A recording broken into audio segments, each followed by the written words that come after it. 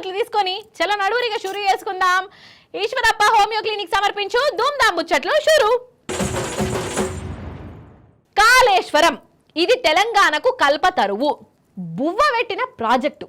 నాడు భగీరథుడు గంగను దివి నుంచి భువికి తీసుకొచ్చిండని అంటారు. కానీ ఆ భగీరథుడు కూడా పరేషాన్ అయ్యేటట్టు గంగను నేల నుంచి నింగికి వారిచ్చిన ప్రాజెక్టు మన కాళేశ్వరం. ఇక ఈ కాళేశ్వరం ప్రాజెక్టు షాలయ్యి 6 ఏండ్లు అవుతుంది. తెలంగాణ రాతనే మారిపోయింది, అవునా కాదా? 6 ఏండ్ల కాళేశ్వరం గొప్పతనాన్ని షార్ట్ కట్లో చెప్తా మీకు ఈనుండ్రి.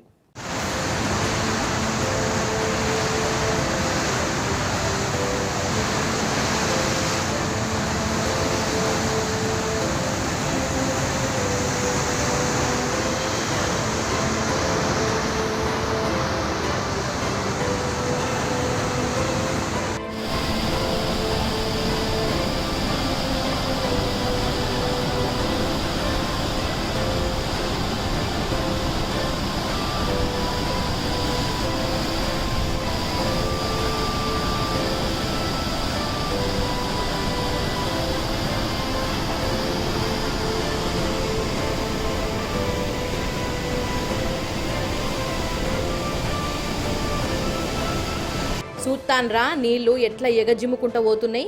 ఇక ఈ నీళ్ల కోసమే తెలంగాణ తన్లాడింది, 60 ఏండ్లు కొట్లాడింది. ఇక ఇప్పుడు ఆ నీళ్లే కండ్ల ముందుకొచ్చినాయి, మన పొలాలల్లా పారుతున్నాయి, రాష్ట్రాన్ని ఆకుపచ్చ తెలంగాణగా మార్చినాయి. ఇక మన తెలంగాణను 1 కోటి ఎకరాల మాగానిగా మార్చేందుకు కేసీఆర్ సారు పట్టుబట్టి ఈ ప్రాజెక్టును కట్టించిండు. అసలు ఈ ప్రాజెక్టు గొప్పతనం గురించి చెప్పాలంటే మాటలు కూడా లేవు. మన దేశం మెచ్చిన ప్రాజెక్ట్ ఇది.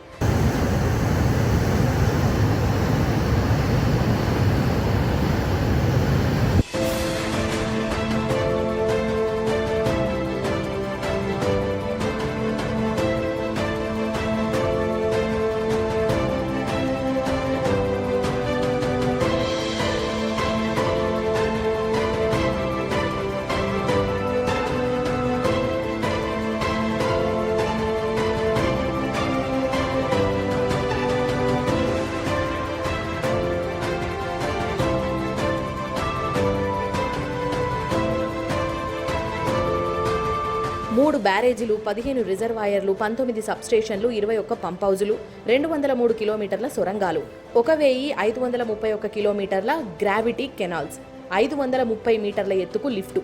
ఇక ఇట్లా చెప్పుకుంటూ పోతే కాళేశ్వరం కథ చాలా పెద్దదే. ఇక ఈ ప్రాజెక్టుతోని 2,20,00,000 ఎకరాలకు నీళ్ళొచ్చినాయి. పంట దిగుబడి డబుల్ త్రిబుల్ అయింది. అసలు నన్ను అడిగితే తెలంగాణ రైతు చరిత్ర చెప్పాలంటే కాళేశ్వరంకు ముందు, కాళేశ్వరం తర్వాత అని చెప్పవలసి వస్తుంది. కాళేశ్వరం నీళ్ళు వచ్చినాకనే బీడు భూములు అనేది లేకుండా అయింది. కాళేశ్వరం ప్రాజెక్టు కట్టక మునుపు 200-300 ఫీట్ల లోతు పైపేసినా గానీ నీళ్లు రాకపోయేటి. కానీ ఇప్పుడు 10-15 ఫీట్లకే నీళ్లు ఎగజిమ్ముకుంటూ వస్తున్నాయి. తెలంగాణ రైతు రాత మారిందనడానికి కాళేశ్వరం నీళ్లే గవాయి. ఎప్పుడైనా గోదావరి నీళ్ళు మా ఊరికి భద్రాచలం అక్కడ పోయి దేవుని దగ్గర దండం పెట్టుకొని నెత్తిని చల్లుకుంటే అపరపనిత్యం. అటువంటి గోదావరి జలాన్ని మా దగ్గర తీసుకొచ్చి నీళ్లు సత్యశ్యామలంగా పండించి పాడి పంటలు, పచ్చని పైర్లు, పశువులకు నీళ్లు, పాలు, పెరుగు, పెన్ను అన్నీ కూడా పెరిగినాయి. ఇక్కడున్న భక్తజనం కూడా ఎక్కడో 10 రూపాయల టూర్లు పోయి స్నానం చేసిన గోదావరి నీళ్ళని మా ఊరికి తీసుకొచ్చి మా రామాలయ పాదాలు కడిగిన అట్లా నీళ్ళు ఇచ్చిర్రు మాకు. ఆ నీళ్ళతోనే సత్యశ్యామలంగా పంటలు పండించడమే కాదు, అటువంటి నీళ్లు తీసుకొచ్చిన మా ఘనత చరిత్ర కేసీఆర్కి అని చెప్పి మా సూర్యాపేట నియోజకవర్గ మినిస్టర్ జగదీశ్వర్ రెడ్డి గారికి ఇదే చర్ల ఆ గోదావరి నీళ్ళతో పాదాలు కడిగి పూల వర్షం కురిపించారు జనం మొత్తం అండి. విపరీతంగా పెరిగింది. మా గ్రామ పంచాయతీ మాసరమే కాకుండా పరోక్షంగా భక్తలపురం, ధర్మపురం, మల్కపురం, చీదేళ్ల, దూపాడు, పెన్బాడ్ లాంటి సుమారు ఒక 15,000 హెక్టార్ల వరకు గ్రౌండ్ వాటర్ కూడా ఇంక్రీజ్ అయింది. దాంతో బోర్లు ఇంక్రీజ్ అయిపోయినాయి.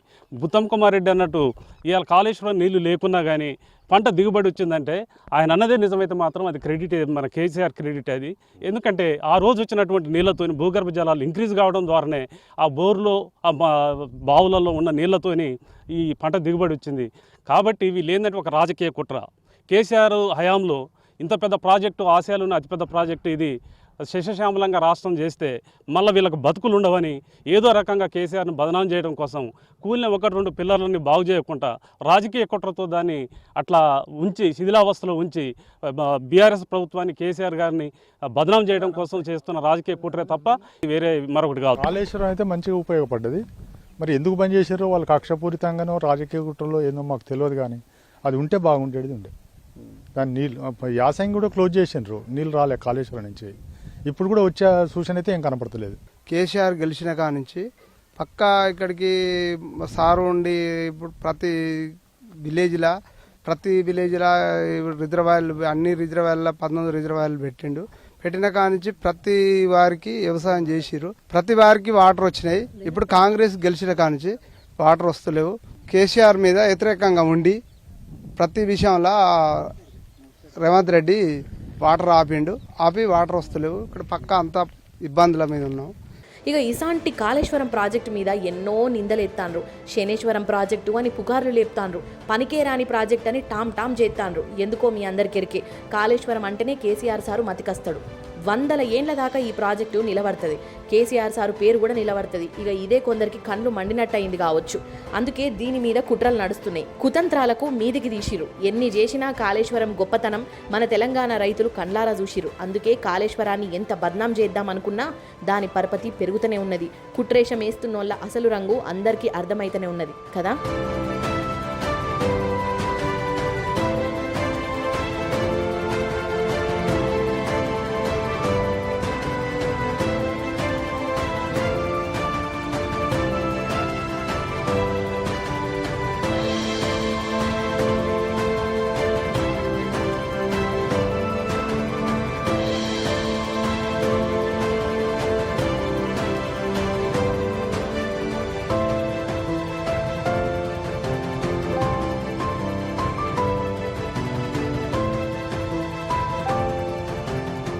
ఇప్పుడు నేను నిరుద్యోగులతోని మాట్లాడతా, నిరుద్యోగుల తరపున మాట్లాడతా, నిరుద్యోగుల అమ్మనాయన తరపున నిలదీస్తా, నిరుద్యోగుల కుటుంబాల గోస చెప్తా.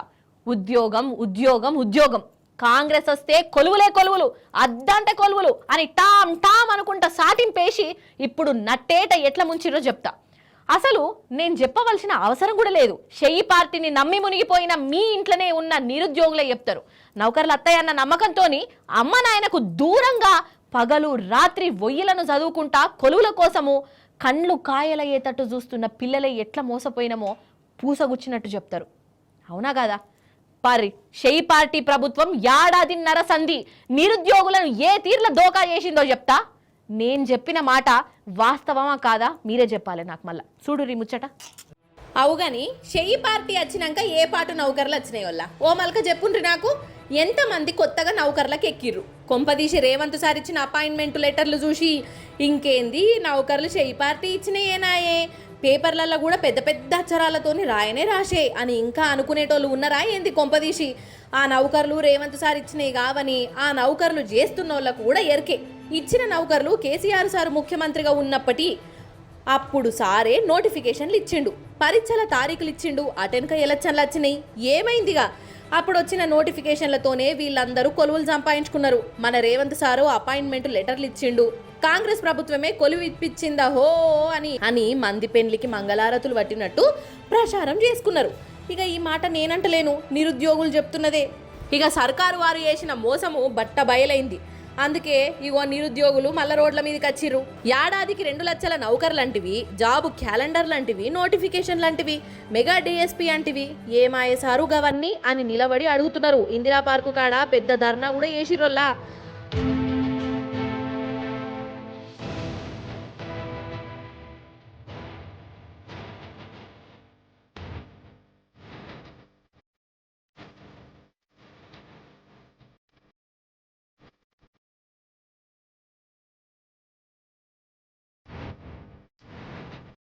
మార్పు రావాలి, కాంగ్రెస్ రావాలని ఓటేసిన మనం. మార్పు వాళ్ళ జీవితాలకు వచ్చింది, ఉద్యోగాలు వాళ్ళకి వచ్చింది, మనకు ఎవరికి ఉద్యోగం రాలేదు. వచ్చిందా ఉద్యోగాలు? వచ్చినాయా? 2 లక్షల ఉద్యోగాలు వచ్చినాయా? గ్రూప్ నోటిఫికేషన్ వచ్చిందా? మెగా డిఎస్సీ వచ్చిందా? పోలీస్ నోటిఫికేషన్ వచ్చిందా? అరే బాబు, మీరు రోజు పొద్దుగా లేచి లైబ్రరీలో కూర్చొని క్యాంపస్ నుంచి వచ్చిన ఉస్మానియా నుంచి వచ్చిన నేను ఇంకా కూర్చుని పొరగాలు. అరే దద్దమ్మలారా, మీరు కూర్చొని చదువుతారా ఉద్యోగాలు? వాళ్ళ కుర్చీలకు ఎంత పెడితే మనకు ఉద్యోగాలు వస్తాయి.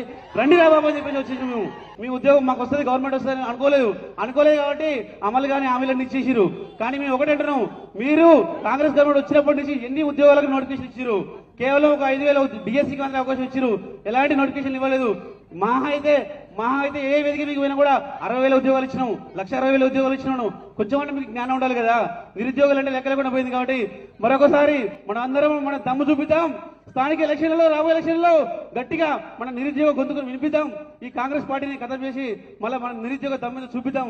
ఏం చేయమంటావు? ఇప్పుడు మిమ్మల్ని నమ్మి ఓటేసి నేను ఒక్కనే కాదు, మా ఇంట్లో మా తల్లి, తండ్రి, తమ్ముడు, అక్క, చెల్లి అందరికి ఓటేపించినాము. ఇప్పుడు ఎందుకు ప్రశ్నించవద్దు? అందరూ ఇప్పుడు అంటారు ప్రభుత్వాన్ని ప్రశ్నించవద్దు అంటారు. ఎందుకు ప్రశ్నించవద్దు? నా ఓటు హక్కు. నేను ఓటేసిన జాబ్ క్యాలెండర్ కోసం నేను నమ్మి ఓటేసిన. ఇప్పుడు జాబ్ క్యాలెండర్ ఎక్కడ? ఏ సభలు అయితే ఆ సభలో ఏం చెప్తారు? విద్యార్థులు నోటిఫికేషన్ లో వేయద్దు అని చెప్పి ధర్నాలు చేసిరని చెప్తారు. ధర్నాలు చేసినప్పుడు కనిపించినా మేము ఈ రోజు జాబులు కావాలని ధర్నాలు చేస్తున్నాం. ఇప్పుడు ఎందుకు కనిపించట్లేదు? మీరు కూడా గుర్తు పెట్టుకోవాలి. ఇప్పుడు ఎందుకు కనిపించింది? ఇప్పుడు మనం గుర్తు పెట్టండి. ఆ రోజు గుర్తు పెట్టుకున్నాం మీరు, ఈ రోజు ధర్నాలు చేస్తున్నాం రోడ్డు మీదకి వచ్చి. ఇప్పుడు కూడా గుర్తు పెట్టుకోవాలి. లేకుంటే నేను కూడా కొడంగల్ కాన్స్టిట్యున్సీ మిమ్మల్ని ఓడిపించే బాధ్యత నేను తీసుకుంటా. ఏడాదికి 2 లక్షల నోటిఫికేషన్ ఇస్తానడు, ఇవ్వలేదు. అదే విధంగా మెగా డిఎస్సీ అన్నాడు, పోలీస్ కానిస్టేబుల్ అన్నాడు, ప్రతి ఒక్క నోటిఫికేషన్ ఇస్తానని చెప్పిండు, కానీ నోటిఫికేషన్ ఇవ్వలేదు. మనం రీసెంట్ గా చూస్తే 10,974 పోస్టులు అనేది జీపీఓ నోటిఫికేషన్ ఇస్తానని ప్రభుత్వం చెప్పడం జరిగింది. గతంలో పనిచేసిన విఆర్ఓలకు ఎగ్జామ్ కండక్ట్ చేయడం జరిగింది. 3,355 పోస్టులు అనేది వాళ్ళతో భర్తీ చేయడం జరిగింది. మిగిలిన 7,404 పోస్టులు అనేది డైరెక్ట్ రిక్రూట్మెంట్ తోటి నిరుద్యోగులతో భర్తీ చేయాలని పొంగులేటి శ్రీనివాసరెడ్డి గారికి చిన్న రిక్వెస్ట్ గా ప్రభుత్వాన్ని కోరుతున్నాను. దయచేసి జీపీఓ నోటిఫికేషన్ వెంటనే 7,404 పోస్టులు అనేది ప్రభుత్వం వెంటనే స్పందించి భర్తీ చేయాలని కోరుతున్నాను. దగ్గర 2 ఏళ్లకు దగ్గర పడుతున్నదా షేయి పార్టీ అధికారంలోకి వచ్చి? మరి వీళ్ళు సొంతంగా ఇచ్చిన నౌకర్లేవి, నోటిఫికేషన్లేవి? ఓట్లప్పుడైతే రాహుల్ గాంధీ సారు డైరెక్ట్ అశోక్ నగర్ కాడికి వచ్చి మరి అసలు ఏమన్నా శోకాలు తీసిండా? కాంగ్రెస్ అత్తనే నౌకర్లు అత్తయ్యని స్పీచ్లు దంచిండు. ఇక షెల్లే ప్రియాంక అక్కనేమో యూత్ డిక్లరేషన్ అని పెట్టి నిరుద్యోగుల కళను నిజం చేస్తా, ఇది చేస్తా, అది చేస్తా అని చెప్పి ఇక ఆఖరికత్తే ఏమాయే ఇగో ఇట్లా రోడ్డు మీద పడే. మాటిచ్చిన వాళ్ళు మాయమైపోయిర్రు. ఒక్కలంటే ఒక్కలన్నా ఈ నిరుద్యోగులకు ధైర్యం ఇస్తలేరు, హిమ్మత్ ఇస్తలేరు. అసలు వాళ్ళను పట్టించుకుంటలేరు. గిదా ప్రజాపాలన అంటే? గింత మోసమా, గింతగనం ముంచుడా అని గరమైతున్నారు లో.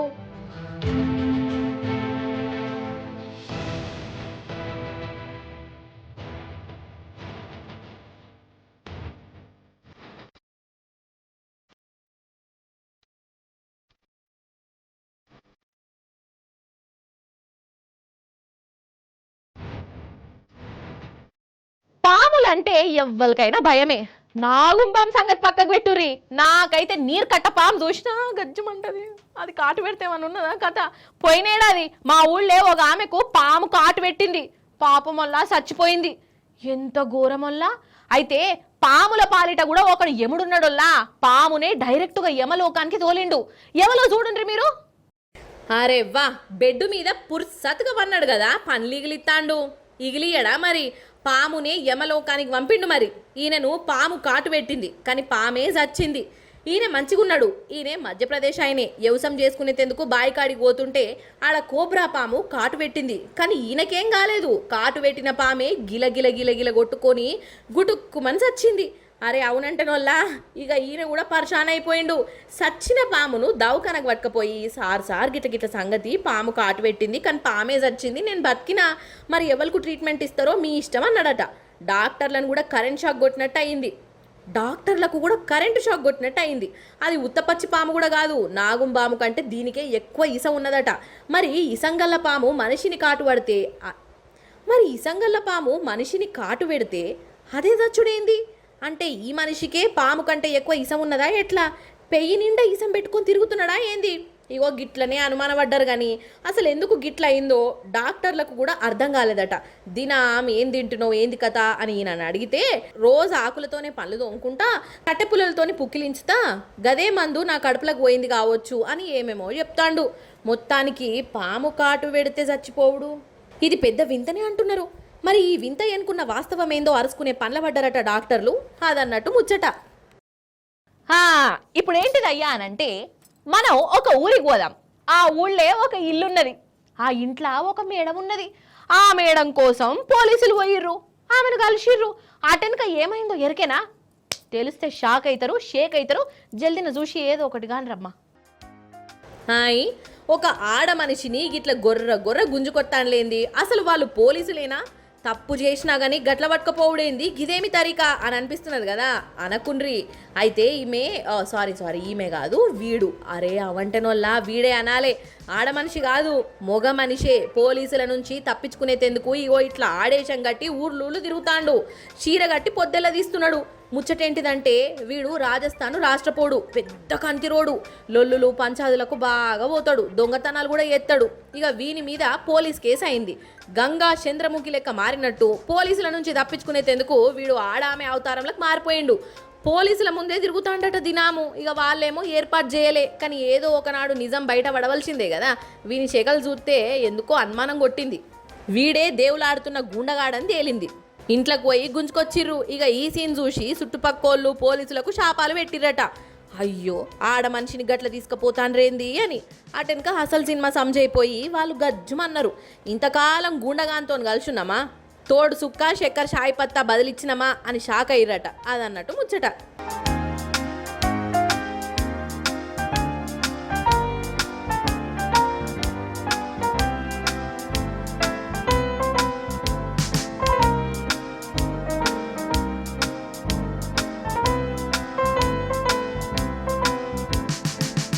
నిజం చెప్తున్నా, సర్కారు బడి అంటే చాలా మందికి చిన్న సూపే అవుతున్నది కాదల్లా. పైసలు లేకున్నా గానీ అప్పు చేసన్నా సరే పిల్లలను ప్రైవేటు బళ్ళల్లో చదివియాలి అని అనుకుంటారు చాలా మంది. అసలు మంచిగా చదివేటోళ్లకు ఏ బడైనా ఒకటేనోళ్ళ నన్ను అడిగితే. కానీ ఏం చేద్దాము, సర్కారు బడి అంటే చాలా మందికి భయం. అయ్యో, చదువులు ఎట్లా చెప్తారో ఏమో, సార్లు యాళ్ళకి అత్తరో రారో, పోరన్ జీవితాన్ని ఎందుకు నాశనం చేయాలి అని అనుకుంటా సప్పో చేసి ఇక ప్రైవేట్ స్కూళ్ళల్లో వేసేటోళ్ళు వేస్తుంటారు. అగో అసుంటోళ్ళు ఈ ముచ్చట చూడాలి. చూసేయండి మరి. ఇప్పుడు మనం సూర్యాపేట జిల్లా ఆత్మకూరు మండలం ఏపూరు అనే ఊర్లో ఉన్నాం. వల్ల అగో ఈడేదో లొల్లైతుంది కదా.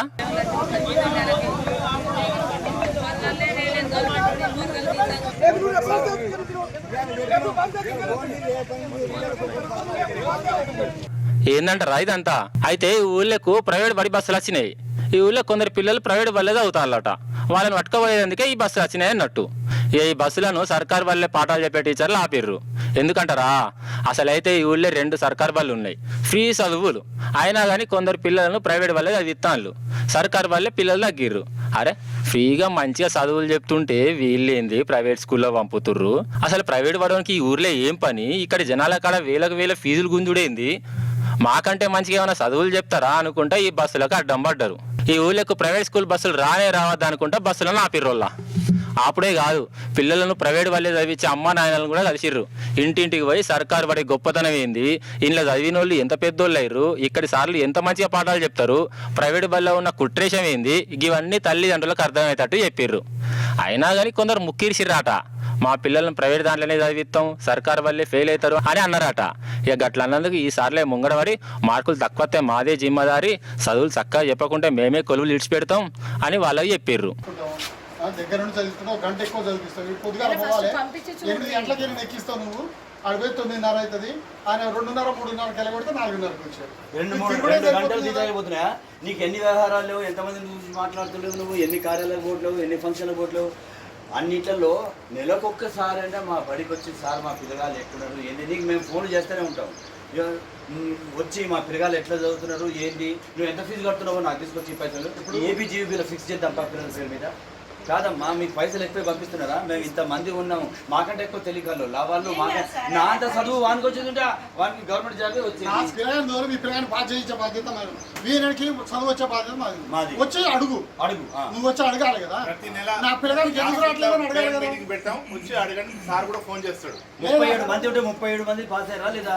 మేము వచ్చినటువంటి కొన్ని రోజులుగా సెంటర్ కూడా లేదు, వేరే కాడ సెంటర్. తెలుగు గల పిల్లలే ఉన్నారు, పాస్ అయ్యారు మంచిగా. నేను గ్యారెంటీ ఇప్పుడు వీళ్ళు వచ్చి అడగట్లేదు కదా. ఒక స్కీమ్ కూడా పెట్టాలనుకుంటున్నాం. ప్రతి సండే ఒక 5-6 టీచర్లు వచ్చి మేమే మీటింగ్ తిరుగుతాం. తిరిగి అమ్మ మీ పిల్లల చదువు, మీ అభిప్రాయం ఏంటి, ఇప్పుడు పంపించారు కదా, మేము చదువు చెప్తున్నాం కదా, మీరేమనుకుంటున్నారు, మీటింగ్ మేమన్నా వస్తామమ్మా. ఇక టీచర్లు గంతగానే చెప్పినాక ఆ తల్లిదండ్రులు కూడా మారిరట. నిజంగా వీళ్ళని మెచ్చుకోవాల్సిందే కదా. ఎవరు ఏ స్కూల్లో చదివితే మాకేంది, వచ్చిన వాళ్ళకే చదువులు చెప్తాం, మా జీతం మాకు బరాబరే పడుతుంది కదా, ఎవరు పోతే మాకేంది అని అనుకోలే. సర్కారు బడి గొప్పతనం వివరించుకుంటా తల్లిదండ్రులు క్లాస్ కాకుండా ఓపికతోని చెప్పిరంటే నిజంగా సార్లు మీకు శనార్థులు. ఇవి ఇయాలటి ధూమ్ధామ్ ముచ్చట్లు. మళ్ళీ వచ్చేటప్పుడు ఇంకిన్ని ముచ్చట్లతో కలుస్తా. అప్పటిదాకా మీరైతే చూస్తూనే ఉండు టీ న్యూస్. నేనుంటా మరి. నమస్తే, టాటా.